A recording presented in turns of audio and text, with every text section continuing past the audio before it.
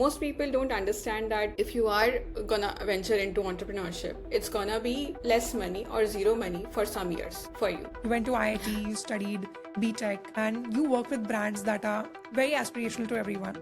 What was something that actually inspired you on that journey, that you realized that you are meant for entrepreneurship rather than this corporate career? Majority of people in India cannot really afford that kind of handloom produced because that comes with a price. If we are seeking that transparency in our food, in our skincare, in all of the other areas, why not in our clothes? I think I had a decent runway of like 3-4 years, so that I can go without my job as well. I think we started our Instagram page before I even launched my first line of product. You can't straight away say, hey, I'm selling, would you buy? Because you are not Deepika Padukone, right? You are not somebody everybody knows. All of these artists in different geographies, what are the common challenges that they face? It's easy to create knockoffs and it's easy to sell them at a cheaper price, and for customers also it's easier to buy. It's very innate to our particular country that we have done so much fine work.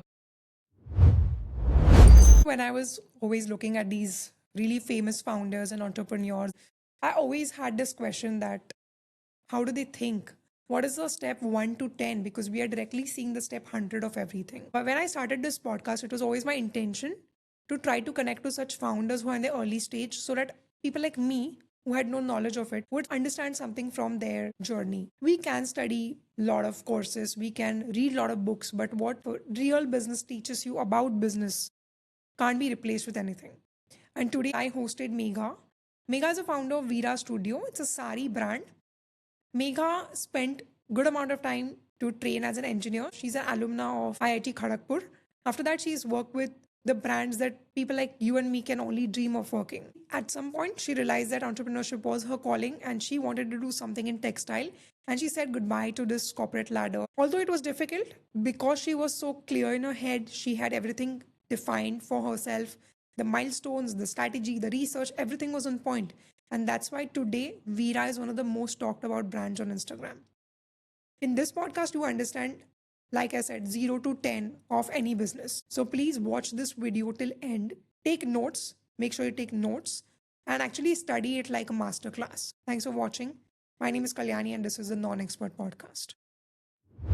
Hi Megha, thank you so much for joining us. I was just going through your LinkedIn profile again, and whatever a child growing up in India aspires to be, you have that on your resume. You went to IIT, you studied B.Tech, and you work with brands that are very aspirational to everyone. Yeah. What was something that actually inspired you on that journey, that you realized that you are meant for entrepreneurship rather than this corporate career? Most of the people of our generation, there is that underlying want to have something of their own. Maybe we are working for corporates, maybe we are working on something else for somebody else. That was there from the beginning, that I wanted to do something of my own. But this particular journey to be venturing into saris was something which I did not really expect that I would do that. But this was a very personal journey, so to say, for me. What happened was, I'm somebody who is always reading the labels of what I'm consuming, what, what skincare I'm putting, what kind of food I'm ordering. So I'm reading those labels at most of the times. That's one of my habits. So what happened was, for my sister's wedding, when we were going to do sari shopping, for like everybody in India does maximum sari shopping during the weddings, right? Yes. So I went there. I went to a lot of offline stores, lot of places which were well renowned in our area, as well as in Delhi, which is the market of all these wedding hubs, basically. So we went to all of these famous Chandni Chowks market, and then, we were buying expensive saris, but we were not really aware that what is this material actually? What is it even handmade? Is it even like pure silk? Is it even coming from the source that they are saying? Is it coming from the weavers weaving these things? So these kind of left me we were only relying on the salesman, which obviously had a very nice pitch that we ended up handing them a lot of money. So I was a bit curious. That began my journey into, learning about textile, learning about how many different types of fabrics are there, what kind of saris are made in what region of India, and that actually triggered my interest into doing this in more transparent way. And through my brand, that's what I want to do. See, I'm not demeaning somebody who is, wanting to sell out a machine made copy, or even just embroidery which is done by machine. It's fine, because majority of people in India cannot really afford that kind of handloom produce or something like that, because that comes with a price. But that is fine, you can sell that, but the customer of today wants that transparency. If we are seeking that transparency in our food, in our skincare, in all of the other areas, why not in our clothes? So that's where my interest and my alignment towards sari began. And sari, as you know, in India has such a cultural vast history of textiles as well as saris.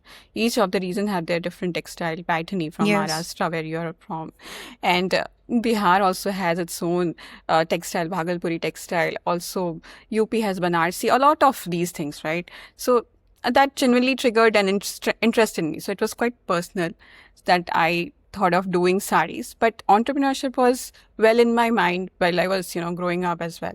So did you ever explore other things like tech startup, something like that? Because you have that background. So naturally the colleagues around you would be doing the same thing. They would be thinking the same things. Definitely. I think it's a most asked question. Why from IIT? Why did you choose textile, and why do you choose even saris? Because saris, now people think that, most modern women, modern so to say, are not wearing saris. So why are you going into that and not doing what you have already done and have experience in? So frankly, for me, I was, since I have done a lot of AI and a lot of data science, all of my experience for like 7 to 8 years were in this particular field. But I never thought of me being so excellent in that field that I would be able to do something which is, which is very much out of the world for people. I did not feel that kind of expertise I have, and there are a lot of other people already investing a lot of their energy, their time as well into it. So I felt like it's not the space where I want to be. The IT or tech or something like that does not interest me that further that I could take it as my entrepreneurial journey, because that journey itself is really hard. So I wanted it to be better aligned to, what kind of interest I developed. Also, that, this being from tech gives you that particular edge where you can go ahead, research better, understand textile better if there are nuances to, because there are a lot of mathematical equations involved in learning textile weaving, etc. as well. So being from that background does help here as well, so to say. And in general, if you come from a different variety of work that you have done, you have learned something else, you have worked on some various projects, it adds to your soft skills as well as hard skills as well, which will be required in entrepreneurial journey. So I think that was an obvious question people were asking, but I think that was not my cup of tea, I imagine to be. But was it difficult to let go in a way? Because see, you're already doing super well in that career, and people might find it hard to, understand where you're coming from. So to switch, was it difficult? Because every day you will meet somebody who will tell you to do otherwise, or maybe tell you that you're making a mistake. Because the data proves otherwise. Everyone was gone for engineering, cracked IIT, and then had this corporate job. That's like an equation for success.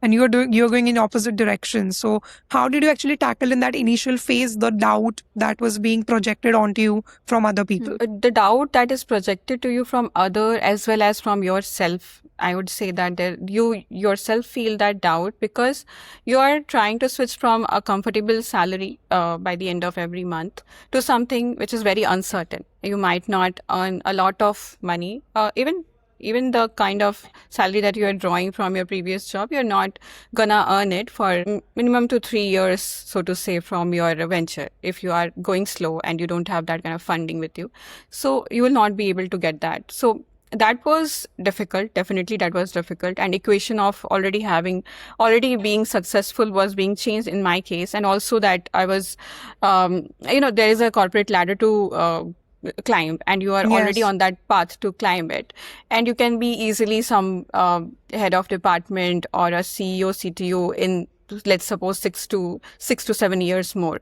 But choosing to move away from that was definitely difficult. But having that clarity that, okay, when you are leaving this thing, what you are signing up for is what, keeps you going. Most people don't understand that if you are gonna venture into entrepreneurship, it's gonna be less money or zero money for some years. for you Okay. personally, because whatever you will earn, you will put it back into the brand building, put it back into the salaries of people who would be working for you. So for that, you have to be prepared way before you want to venture into it. Because I said that I wanted to do entrepreneurship from a really long time, I had good amount of savings from whatever work that I was doing. So that was helping me in a way to put a soft cushion for me. Mhm. So if I were to ask you, like, in terms of how many months of saving, living expenses did you save up before you started this? I think I had a decent runway of like 3-4 years, so Okay. that I can go without my job as well. I can survive without my job and still be running my brand. So I did save up that much. You have to be very mindful of what kind of money you are coming with, what kind of family you are coming from. If you have a family backup which is financially strong, so that also helps. But if you are building up from scratch by your own self, you need to have that. You are very mindful about what you are gonna do. Let me Right. take you back to your like brand, how it started. You mentioned that this started with one incident in a shop where you were doing wedding shopping with your family. That Yeah. was your inspiration point. Then when Yeah. you decided that you will venture into this as an entrepreneur, what was the initial research that you conducted? So for me, when I ventured into this thing, I had a lot of books which I ordered from Amazon. I wanted to read about textiles, so that was kind of my research that went into it. I read a lot about handicrafts, a lot about the weaving techniques, the dyeing techniques, all of those things. That did my initial research. I understood. Also did a lot of googling, so which was around. Which particular areas has these handloom units, or these places where these kind of villages are there where only handloom saris are produced. I even went to some of these circles and visited them firsthand. So I went to Bagru in Rajasthan where hand block printing is done. Also Sanganer is a place in Rajasthan where there Yeah. also the hand block printing is done. But these two are very different from each other. Sanganer has a more intricate motif. There are floral motifs, a very fine design you would see in Sanganer, whereas in Bagru, you would see a Dabu print. The sari that I'm wearing right now is also from Dabu printing, and it's an indigo print. So Okay. that the kind of research went into it. I went to these places as well as spoke to the artisans Mm-hmm. firsthand. They were weavers, which I went to. I also went to Chanderi, which is in Madhya Pradesh, and Yes. Chanderi is known for its handloom saris. Only there is no power loom over there. Only people are doing with their hands. They are weaving in their houses as well. I went to one such house, talked to the weavers who are doing this for like 40 years, 30 years, and new generation as well. So understood it from afar as well as being in the first hand present within the surrounding. If you go in deeper into it, there's a lot of depth and there's a lot of understanding that you'll have to build around textiles as well. So that was my research, and how the preparation went into doing what I'm So doing this right made now. you understand which weavers are weaving what and what's going to be the origin sourcing origin for which fabric or which saris. How did you Right. actually conduct your research in terms of which fabrics or which saris customers are most interested in, or maybe don't know that they should be interested in this rather Hmm. than what they're currently buying? So what was your Yeah. customer research like? So customer research started way before, I even started my Instagram page.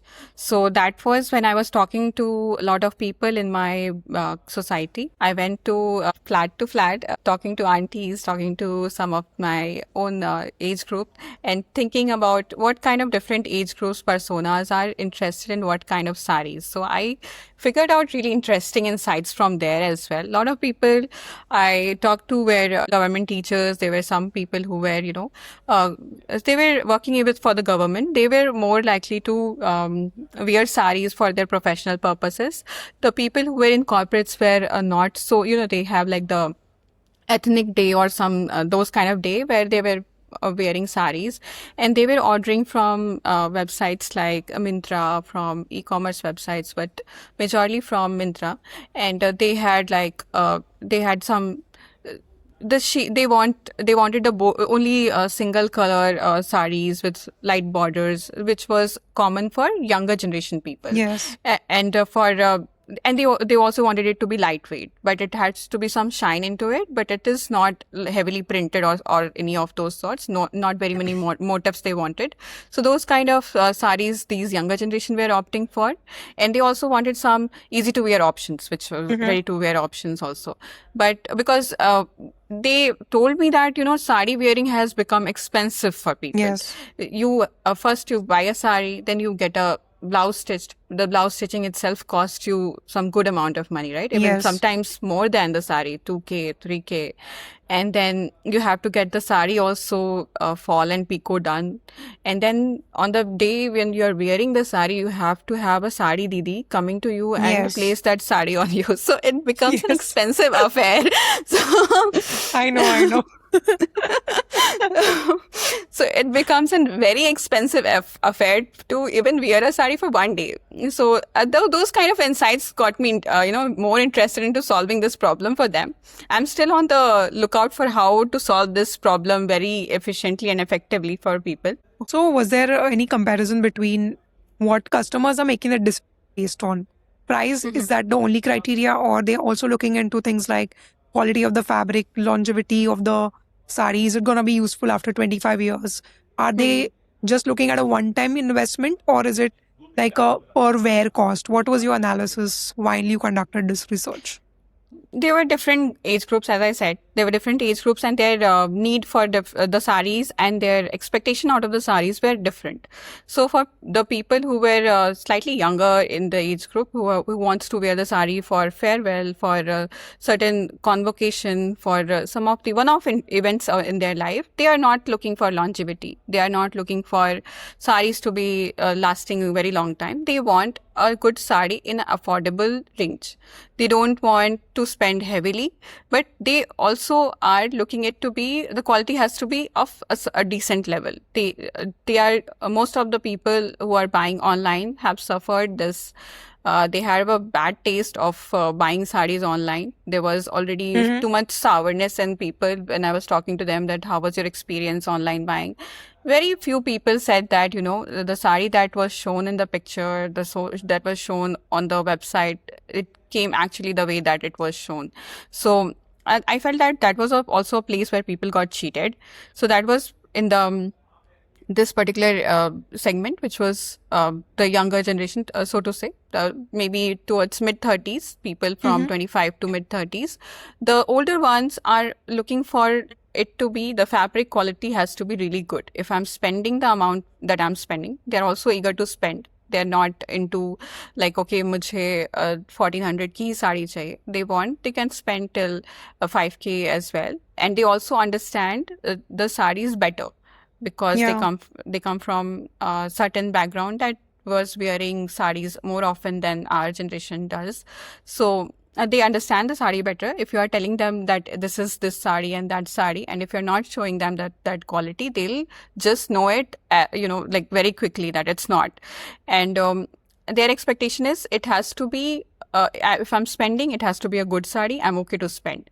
So that is their expectation. And they are also looking for some beautiful integrate motifs on their saris. It's not a very simple plain sari. They're looking for it to be grand.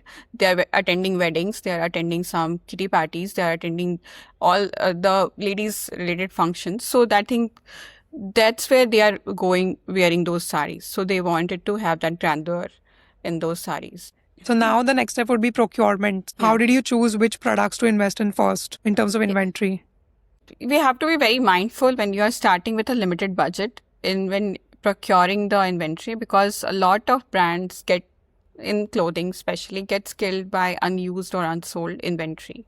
So that's where you have to be very, very mindful. When I went to Sanganer and Bagaru, that's where I picked up the saris directly from the weavers and from the weavers, or I could say the block printers who are printing those saris. So that's where I took that from, and so that was my procurement site.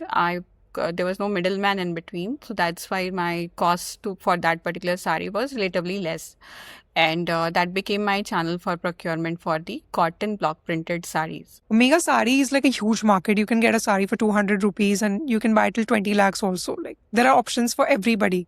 So in such extremely competitive markets, how important is it to have a good collection of saris onto your website? Or is it important to invest your time in building a hero product? There is two-way people are selling saris. One is, through online channel, broadly, online and offline. Offline has a very different way of operating. You can have 200 ka saris as well as, 5,000, 10,000, 15,000 as well. And there is a lot of salesman there who can, tell people, educate them about the sari. The consumer can also have a look and feel of it, and they can see what, they want to buy.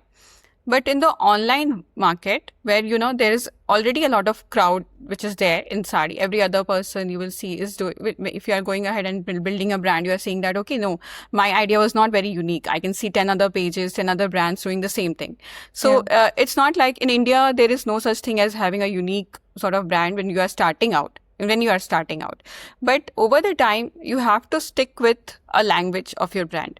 So in that sense, you can't really confuse people of keeping 500 ka saris as well, keeping 20,000 ka sari as well. You don't want to confuse those people. But if your idea is just to sell the sari, gain the cut and then leave, then you can do that as well on e-commerce. You can be on any of these e-commerce platforms and just have some margin for yourself, sell out those saris. But if you are trying to build a brand, because brand is where, if you build a brand, that's the maximum kind of incentive that you can draw. If you build a brand in any, your personal brand, your clothing brand or any brand, if your idea is to build a clothing brand, or a brand, so to say, then you'll have to be very clear in communicating what you're communicating, telling the people that you have this kind of designs, and these kind of designs, what do they mean for you as a brand, and what are the messaging that you are sharing with your customers, and it has to be repeated over time so that people are not confused with your brand language. So it has to be very consistent. No, you can't do 100 things there. It will confuse your viewers or customers. What was your communication to gain your first 10 clients, first 10 customers? Yeah, so I think we started our Instagram page before I even launched my first line of product. I started way before that because having that understanding, right? You don't have that much of a budget. You don't have that funding that you will straight away start with your product line and then run a heavy marketing over it and then get the eyeballs. You don't have that kind of budget. Then you start building slowly. And when you start building slowly, you start creating a page, you start communicating what you are trying to communicate, you start drawing like-minded women or like-minded consumers of your particular brand to your page. And then they start following you. They start, how I started was, I started talking about textile. I started talking about handloom. I started talking about saris. I started talking about certain controversies that used to happen around saris. So those kind of viewers I attracted, those kind of customers or just the people, the like-mindedness, which was I was trying to create a tribe of sorts, which I could then tell that my story is this and these are my products line. Will you be now interested to buy from me? So those kind of work I went into it way before I started my product line. I think that was really a smart move because what you did is you achieved to educate your consumer. And at the same time, you slowly built trust rather than just getting into their phones and screaming for attention. You were already building that authentic presence in their head. So I think that was a smart move. Do you think it will work in most brands or is it just like a clothing specific thing? No, I can see how consumers are shifting towards having that transparency more. In many other brands also, you would see that a lot of people are doing this. For example, The Whole Truth, the founder itself is doing the marketing for them. And it's his face that people are trusting. It's his credibility that people are trusting. So he has to be there he talks about what kind of nutrients what kind of contents, ingredients he's putting into his particular protein bars or whatever products that he is selling. So it will be there in a lot of consumer brands is what I can see. It's not just in saris or somewhere, but I think most even celebrity-owned brands are not doing so well as it would do earlier because people now or the consumer now who are spending money are more educated. They want that transparency. They want to understand as well, and they are trusting somebody who has to be credible enough. They are very smart. We can't just cheat on, and they are, if they are buying something, they are also knowing that, okay, I'm buying this for this purpose only. If you are selling them something cheap, they already know that it is cheap. So the information gap is not there. You just have to tell the users very nicely the same information that they already know, but add more info into it, because the gap is very less. The product that you have, they also understand what product you have. So that's, it's gonna be same for a lot of other brands as well, not just for sarees. Since you have already met so many and worked with so many weavers and craftsmen essentially in different parts of India, could you give me 3 or 4 common things between all of these artists in different geographies all over our country? What are the common challenges that they do face today in 2026? Yeah, so the challenges, what I see in most of these weavers is that they don't get fair share most of the time. They're working for somebody, and their life is not uplifted yet. I have seen that firsthand. So I see that whatever work that they are doing is not appreciated well enough from the funds that they receive, or the share that they receive. That's the one that I have seen in most of the areas, be it Lucknowi embroidery people who are doing the exact actual chikankari work, be it the people who are weaving the saris, the weavers, or be it the printers who are printing the saris. All of these people are not well compensated yet, and the share is due. It's high time that, in India we appreciate a lot of the work which is done by hand, and then these weavers are also getting profit out of it. Most of the times what happens is, the challenges that they also face is that the knockoffs are really easy to make. There are lots and lots of textiles hub, which is one of them is Surat.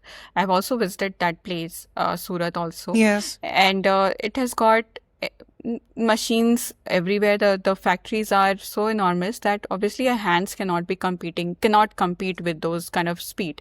So it's easy to create knockoffs, and it's easy to sell them at a cheaper price, and for customers also it's easier to buy. But I would request people who have that purchasing power to be interested in buying stuff from weavers or artisans as well. But obviously not everybody has that purchasing power. For them it's fine, because you want to wear something pretty beautiful, and machine can help you enable that. But for people who can really afford wearing sarees, or wearing anything which is handmade, which we must appreciate, because our country has a legacy of doing handwork for a really long time. It's very innate to our particular country that we have done so fine work that it was one of the richest country in the world. When the trades were flourishing, it was all around textile only. So yes, so that's why. That's the common thing that I've apart seen. from the price point, like the fair wages, what are the working conditions that you observe that you think could improve? Working condition is fairly informal. I think there is no such rule to say that, okay, you have to work this much hour, this thing, and they are working in a very informal way. The weavers are, what I've seen, very honestly, I would say that there's a lack of punctuality which I've seen there in the sectors where, because what happens is they have their day-to-day work also. The women also have their ghar ka kaam, their household chores, and a lot of other things that they are taking care of. And then they are weaving, or they are putting those embroidery in their free time or sorts. So that's whole area is not organized as much, that you have a setup of people working, coming, and then these are the hours. People, like in corporate, we have that kind of organized sector, right? So that's not very much organized in many areas which I've seen. So that's a place of improvement that can be there, that it can be organized well, and there's fair the salaries can also be organized better. So there are gaps in a lot of places which I have observed.